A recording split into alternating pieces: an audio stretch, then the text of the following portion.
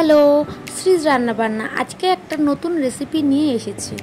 এই রেসিপিটা গরম ভাতের সাথে খুবই ভালো লাগবে, একবার ট্রাই করে দেখতে পারেন। আমি এখানে কাঁকরোল নিয়েছি। আমি এখানে 4টে কি 5টা কাঁকরোল নিয়েছি এবং কাঁকরোলগুলোকে অর্ধেক করে কেটে নিচ্ছি। এই রেসিপিটা করার জন্য কাঁকরোলগুলোকে অর্ধেক করেই কেটে নিতে হবে। এই যে আমি অর্ধেক করে কেটে নিয়েছি। তারপর কাঁকরোলগুলোকে ধুয়ে প্রেসারে একটা সিটি মেরে নিতে হবে। একটা সিটি মারলেই হবে, খুব বেশি সিদ্ধ করা যাবে না। একটা সিটি আমি মেরে নিয়েছি।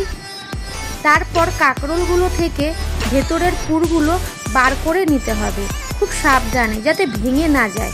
একটা চামচের সাহায্যে বার করে নেবেন। আমার একটা কাঁকরোল দেখেছেন একটু ভেঙে গেছে, আপনারা খুব সাবধানে বার করবেন। তারপর মিক্সিতে সর্ষে, লবণ ও কাঁচা লঙ্কা দিয়ে পেস্ট করে নেবেন। আমি এখানে লবণটা দিচ্ছি কারণ সর্ষে একটু তিতকুটে হয়ে যায়, তাই জন্য একটু লবণ দিলে তিতকুটে ভাবটা হয় না। এই যে আমি পেস্ট করে নিয়েছি। তারপর একটা পাত্রে বেসন, চালের গুঁড়ো, লবণ, হলুদ দিয়ে একটা ব্যাটার বানিয়ে নিতে হবে। ব্যাটারটা নরমও হবে না, আবার খুব বেশি ঘনও হবে না। এই যে এইরকমভাবে করবেন।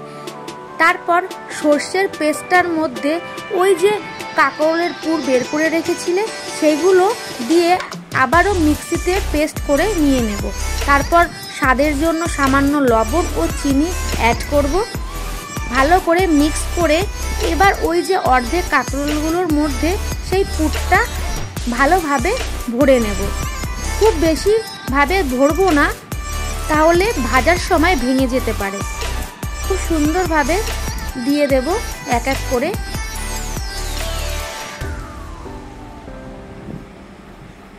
এই যে দেখুন, এক এক করে আমি কাঁকরোলগুলোর মধ্যে পুরগুলো ভরে নিচ্ছি।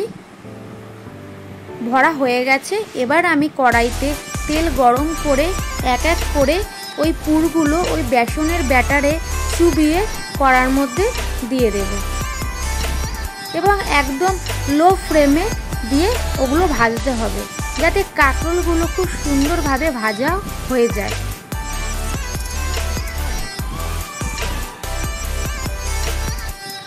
এই যে আমি এক এক করে সবগুলোই দিয়ে দিলাম। এবার ভালোভাবে ভেজে নেব। ব্রাউন কালার এক পিঠ হয়ে গেছে, দেখতেই পাচ্ছেন। এবার আমি ওটাকে উল্টে নেব। এক এক করে সবগুলোই আমি উল্টে নিচ্ছি। এবার ওই পিঠটা হতে দেব।